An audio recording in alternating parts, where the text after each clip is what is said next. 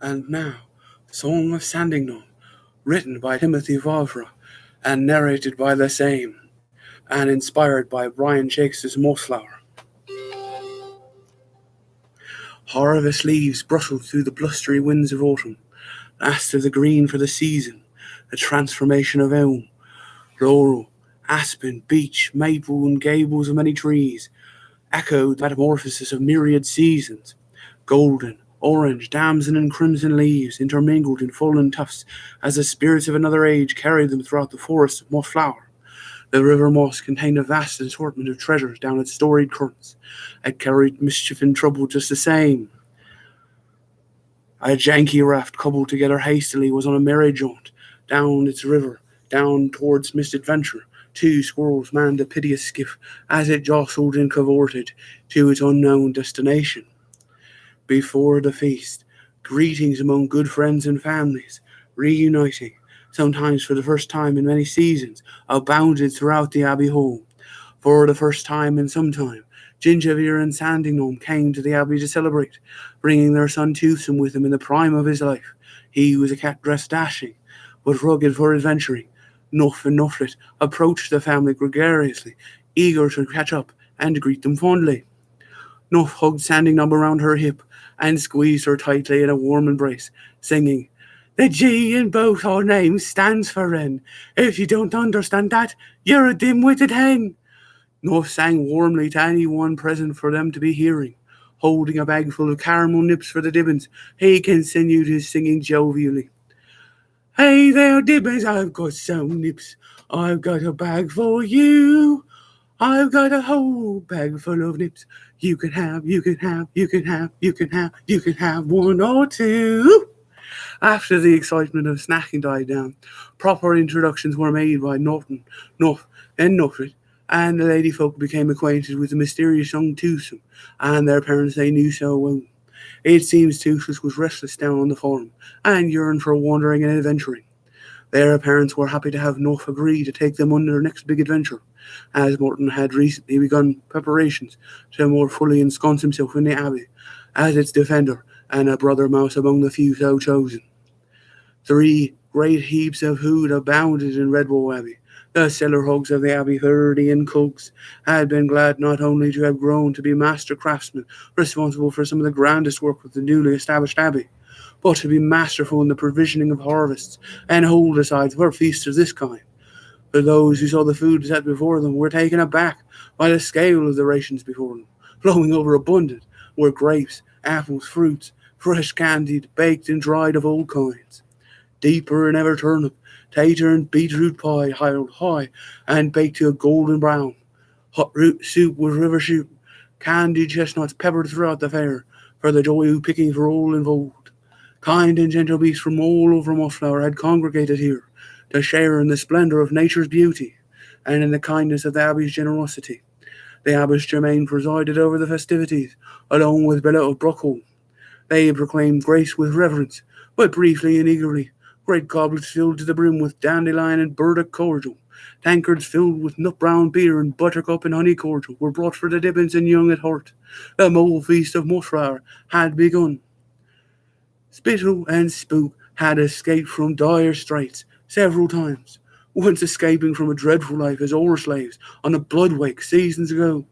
Once fell to a band of weasels, and so adopted their demeanour to a certain degree. Though through it all, hard graft and striving, they stayed loyal to each other and they got through it only just. They were a duo without ethics per se, but they had been kind to each other even begrudgingly during periods of turmoil, where the bickering of weasels had become second nature to them now.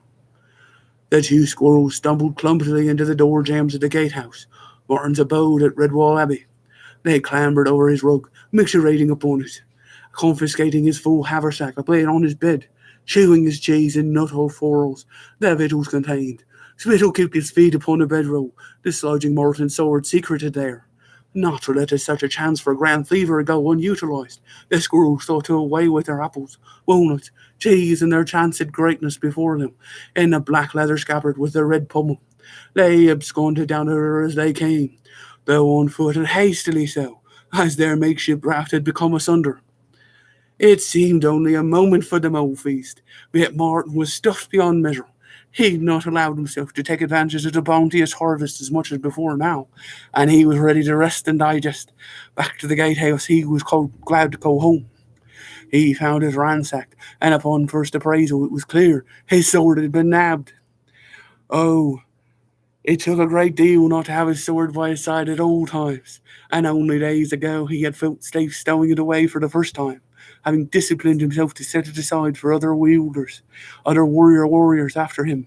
He was coming to terms with his aging and becoming a brother mouse of the Abbey after his adventuring days. Being at the Abbey and safeguarding the woodland folk that depended upon him for his protection was more his cup of tea these days. Wandering was not on his agenda. The force and the might of his sword's invincible aura emanated through. He was imbued with that same might, and for the first time in some time, without a weapon, he felt just as safe as with the most fearsome blade he had ever known. For he knew that a warrior's force comes not from his weapon, but from his will. He did not fear the warrior and the loss of his father's blade, for he had already consigned himself to passing it on. And the vermin that must have done this were feckless indeed, for he knew he could depend upon his friends to rescue his blade, and the destiny of its march through time, beyond seasons, to the right hands where it was intended to fight for justice, and the brave champions that would find it, no matter its course. It was clear as day where the weasel's tracks led. They led sloppily along the edges and the bounds of the river moss. And so it was clear what needed to be done. Ideally, I'm glad we lifted that woodship out of the waters again, Nuff said. The Shrew clan had woodship floating nobly at dock in an inlet near the Abbey called Woodship Creek. Boarding the ship, young Did, Nufflet, and Nuff, and Twosome met the Shrew crew warmly, and Logolog was there crewing a lot of them. Morton chose to stay behind to attend to the Abbey, and to defend the Dibbins should any marauders come a-wandering. So he bid them farewell to this journey, trusting his friends to retrieve something too dear to him, so that he might ensure that the good family of the Abbey would be protected. Dearer still were they to him. He bade them farewell and good fortune as the woodship set off in good pursuit of the trail down the river. You vile spittle snout! You wouldn't know proper pickles if they'd knocked you in the nostril, Spook said as he squeaked in a strange imitation of weasel speech, grabbing the satchel from his brother squirrel as he gobbled a bit of Ribston pippin apple. You as clumsy as a bumblebee after a bruising, Spittle crowed obstinately as he grabbed the bag back and gave his compatriot a whumping with the scabbarded sword for his trouble. You loathsome shirk-a-day, Spook cried as he rubbed his rear where Spittle had gave him an equally loathsome whump.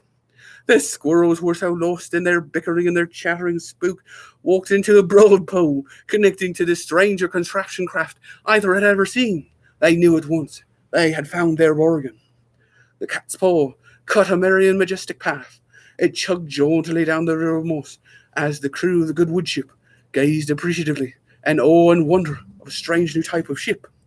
It wasn't strange enough that there was a riverboat turning from its smokestack, ash and clouds billowing out, only intermittently.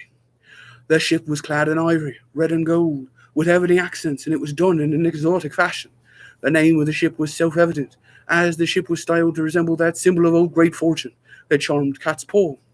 The water wheel was designed to resemble each paddle of paw, cutting ivory and peach swath through the river, as massive jelly-bean toes parted the water with verve and aplomb.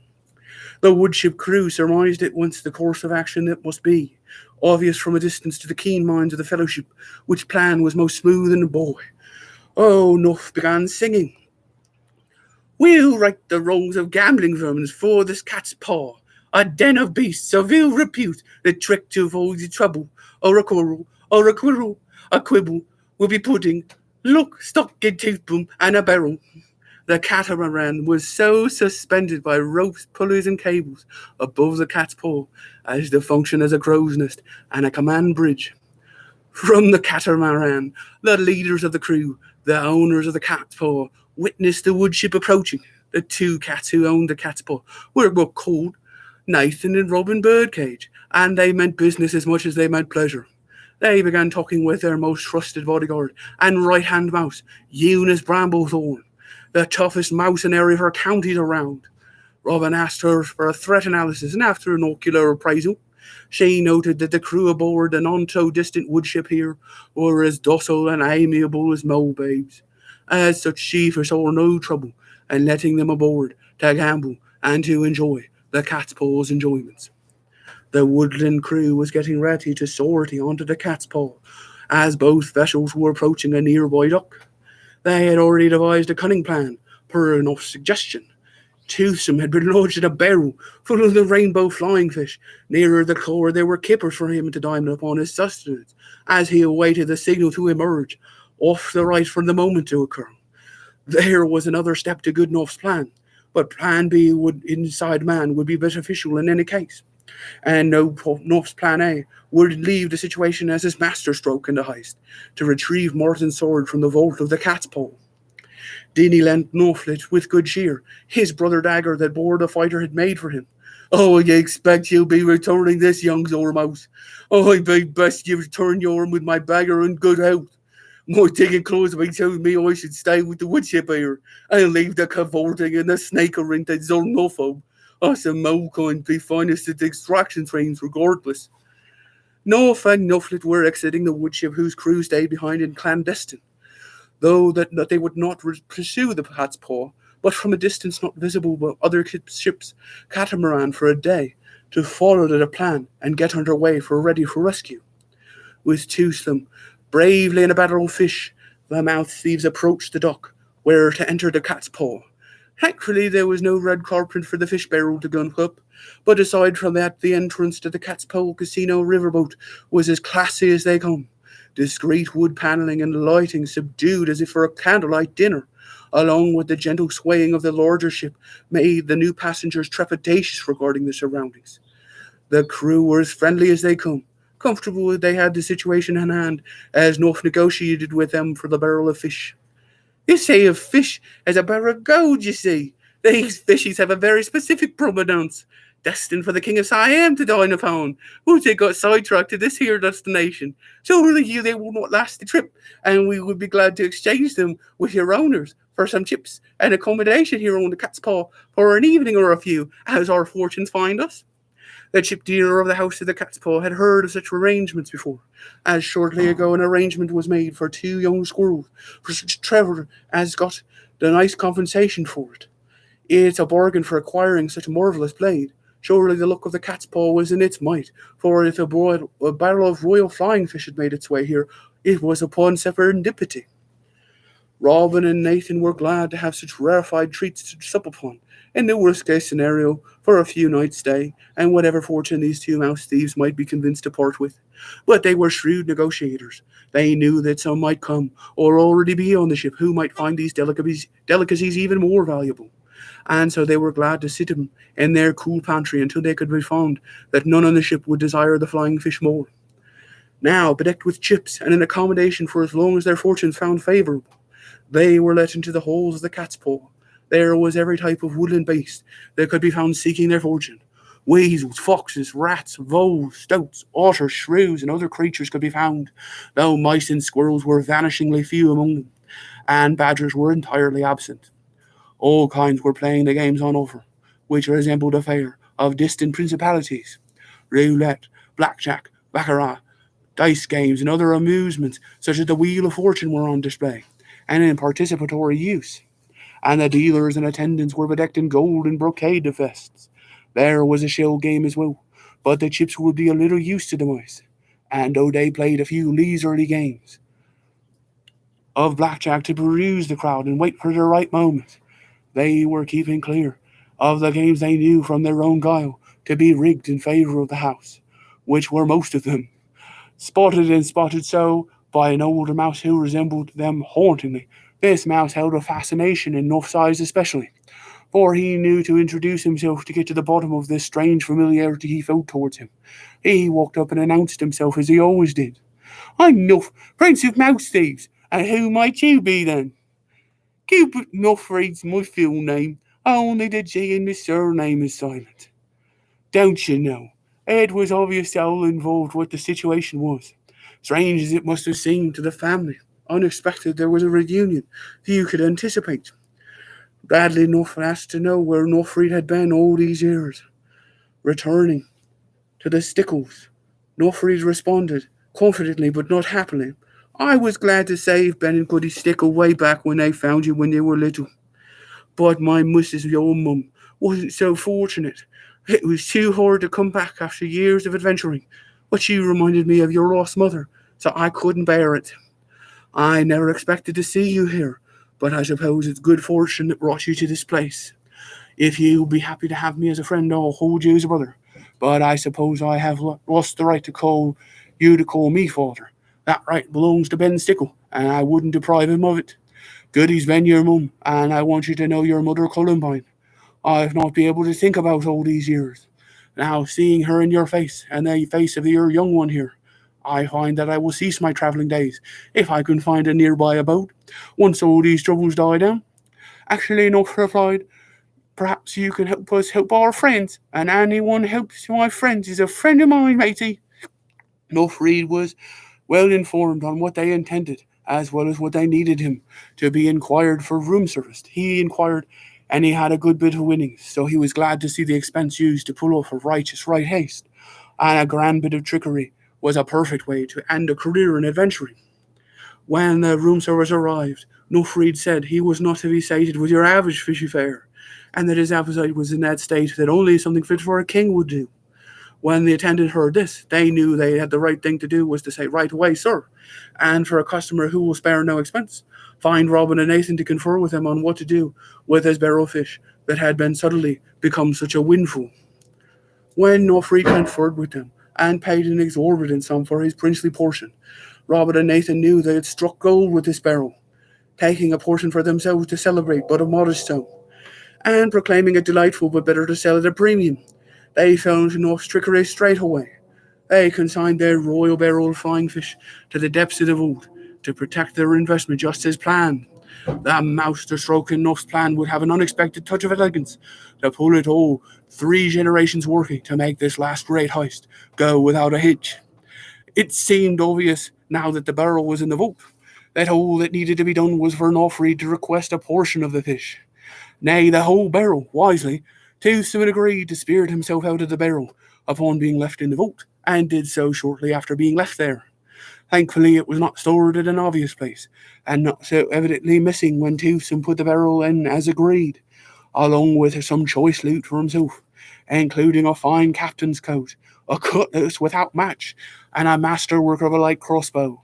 There seemed to be a mysterious golden collar calling to him, and its pure green glow seemed to resonate with his green eyes, though it was in a prominent position in the vault. He deemed it irresistibly attractive, as did these squirrels, and did not large enough to attract attention in such a den of splendors.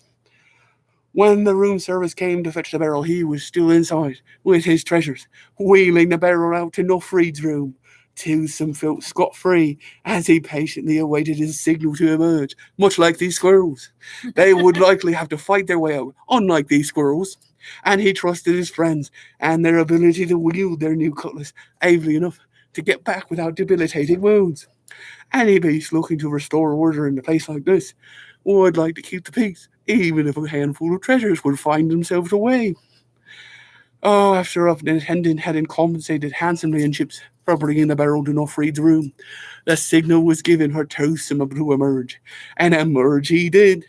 But not only with Martin's sword, a little fishier for wear, but still totally washable, but with his own treasures absconded from the vault. In his time waiting in the barrel, temptation had taken hold, and even though the barrel was dark, the eerie glow of the golden collar enticed Tewson enough that he put it on. And so when he did, the ancient boon of his ancestors emerged from within, and his place as a great adventurer cemented in his destiny. Unlike Sarmina and other Verdogas before him, those of the 1,000 Thingagummies, he would be the only one to carry the destiny of his family forward through the ages. Though he knew this not, and for other adventurers newly found heroic might yearned. Oh, in the middle of his first great adventure, though he knew it not, he found in the vault of his cat's paw and a barrel of which his coronation as the new Prince of Cats. In that moment, Robin and Nathan surmised it would be wise to take stock of their old. For such a windfall as the sale of the full barrel, they thought to get some of their choicer treasures out to see what could be done with them. There in the corner they noticed the golden collar they thought of as a diadem, as it could not fit their necks. It had gone missing. The alarm was raised, sending the adventurers into alert and every beast into a tizzy. North and Northlet had been casing the game room, trying to find ways to distract, disable, and disengage from the situation on the cat's paw should it become unstable. An alarm being raised was enough to get them ready to fight, and fight for their way to escape, for all that remained was to reunite with Twosome and Northfried, and away back to the woodship. Daring their fray, Spittle and Spook fought on the railing of the ship. Though their journey on the cat's paw they had great portion, and a vast tray of valuable ships stood between them as they argued. Spook hollered, "You great Grady Gibbon," as he tugged on the tray of chips. Surely there wasn't more than enough for both of them, but neither could leave well enough alone. As he tried to twist the chips out of his hand partner, Spittle heaved back at him, remonstrating him for his lack of compromise, screeching, "You creature of ill repute!" The chattering between the two squirrels were getting so vociferous that when the ship rocked for reasons unbeknownst to all involved, the chips flipped over the railing, leaving the surroundings to proclaim, "You craven ramblers," in amusement, as they both dove over the railing to get the chips as they could, though it would be a long and muddy walk back to the cat's paw. They could be sure that they earned their share picking it out of the muck. Back aboard the cat's paw, it was only evident to Northlet what was the matter with the lurching of the ship, for it was he that went to the engine room to see that could be done. He surmised that overfilling the engine's boiler with coals and other fuels would overload the function of the ship long enough to provide a distraction for them to escape. And his timing was impeccable, for few noticed a cat decked out in a sword, and an older mouse carrying a scabbard cagily, and yet somewhat obviously under his duster. Few noticed, but a few that did knew to be watchful, and followed them with their eyes and their paws covertly. For no other than Robin and Nathan, and Eunice Bramblethorn, and their tyrannous Maserari were watching them with keen eyes, preparing their catamaran for pursuit of the thieves in their midst. Despite no dock being nearby, the function of the cat's paw water battles were waning, and in so doing, brought the ship to a sedate meander down the River Moss. This allowed the woodship to catch up with the Erling riverboat as planned. This made the plans for our adventurers that much more obvious, and though hoping to stopping them in their tracks before their hasty escape, had their crew prepare their catamaran for launch. With the woodship on the horizon, 3 generations of mouse thieves in Twosome knew what they needed to do to away in great haste, and no sooner than they were to try to get on the deck to dive overboard, they were blocked by their path by Eunice Bramblethorn herself. Taking a detour, our group climbed the scaffolds where the passengers lay. They might take the high road up one by one and find around Eunice's resistance was their aim. Clambering the footbridge ladders to the observation scaffolds, they made their way with great haste down the wiry path where the exit lay, but they had anticipated Robin and Nathan would be there, though they were glad to send down some of the voles above with them, on the scaffolding, rolling those voles down the cable bridge, knocking both Birdcage brothers sprawling, cursing to their chagrin. Using the brief moment they had, they made their escape down the cable path before the rolling voles, who were subject to a vole assault, looking stunned and dismayed. "Better voles than poles in this circumstance," North quipped as he chuckled, and 3 mouse thieves chuckled to each other as they made their way off the upper deck. Good fortune smiled upon them, where in some of the circumstances such a fall from decks above would run the risk of injuring them. They found they were able to slide down the cat's paddle paws as they slowly rotated. While it might take some time, they could make a safe escape from there. And would they be thinking of them in such a novel location for escapees? Few except Eunice Bramblethorn, of course, the veteran mercenary, was glad to bring these thieves to justice, even if it meant doing battle with appeared to be swift thieves. North thought to do his kin proud for once, and volunteered to battle with Eustace, so that Northlet and Twosome could stay safe. Eunice said haughtily that she had never been bested in battle, and any that could would have her hand in marriage, though for she was confident that this dotard can't best her alone, let alone a gang of 4 assembled. She brought her blade down, scabbarded across his shoulders, as Northfried returned the favour, striking mercifully upon her gun-guarded obliques. He chided, "I reckon you be giving your new husband a recuperative massage upon the morrow, once we become better acquainted with each other." He dashed with a warrior's grace, and some say the grace of Martin's blade, used in such a merciful and pacifist manner, for love of the aim, gave him the best of the day, and henceforth they would regale you with a new home at Brockhall. Old Northreed always gives his new wife, Eunice, the benefit of the doubt, when it came to that fateful sparring that led them to a married life together. Whether it was a hero's grace, or an eagerness for a comely mouse bride, Northreed carried his unconscious new wife with him, for he wasn't about to turn down such a wonderful event. Eager to settle down after this last great store. All of this was made even sweeter, because he could share his last great caper with his dear old son, and a grandson he didn't even know he had. This strange chap, Twosome, looked evermore the leader as he strode purposefully to shore. The woodship was approaching to rescue them home, and the crew of the Cat's Paw were more than busy fighting the ship from wrongs done to it. Thankful that the engine had not blown out, and thankfully stabilized. Few aboard the ship saw the catamaran of the Cat's Paw was slowly disengaging from the main ship, ready for a private journey. Aboard the woodship there were many great joys, as the crew reunited with the celebration of the great deeds done. Toothsome was looking fearsome in his power, reunited with the boon of his primordial ancestor, the golden colour of Tevildo.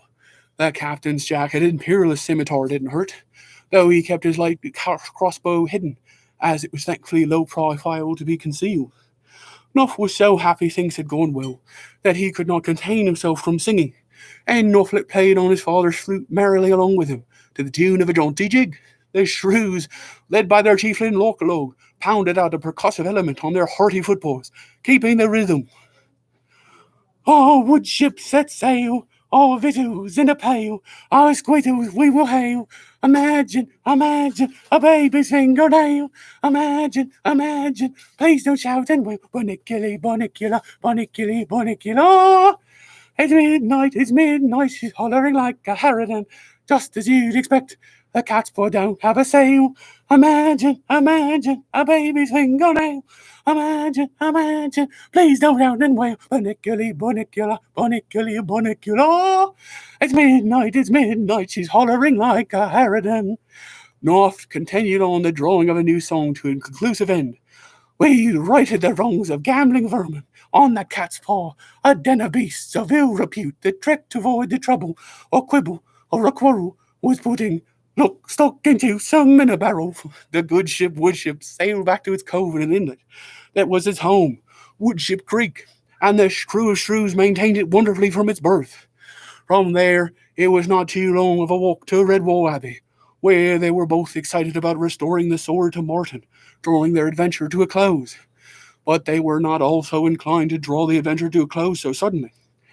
The catamaran followed them behind from a distance so covert that none but the wiser, as they reached close to their abbey.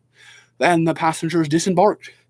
As 3 generations of mouse thieves entered the abbey, along with Twosome and Logalog's crew of shoes, all looking to celebrate, they were mighty delighted to see them arrive, and to prepare another feast, though a more modest one this time, but no less enthusiastic, to commemorate their great fortune and victory.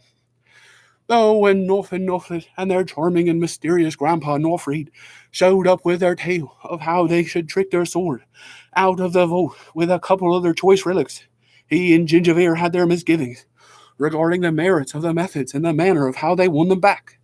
When Gingerveer saw the colour on Twosome and how his appearance had changed, he was grave, yet inspired, for he saw how Cavildo's boon had changed him, and he had heard tales of the ancient family's relic, forever lost to go, before their first ancestor came here in search of renewal without his colour, held prized above all of his fathers and the fathers of his fathers, though unobtainable for seasons without count.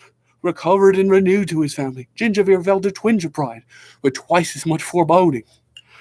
Robin and Nathan arrived at the abbey, oddly civil after all they'd been through. They came through a thoughtful and justful entreaty. They greeted the abbess Bella and Morton in turn with humble reverence, though shooting daggers at a subtly catty manner to the 3 mouse thieves, who looked bashful given the circumstances, while regaling the witnesses with the tale from their perspective. It became hard not to sympathize with them. And though they had all sincere apologies to offer, it was Martin who first responded with a conciliatory offer towards these 2 reasonable businessmen.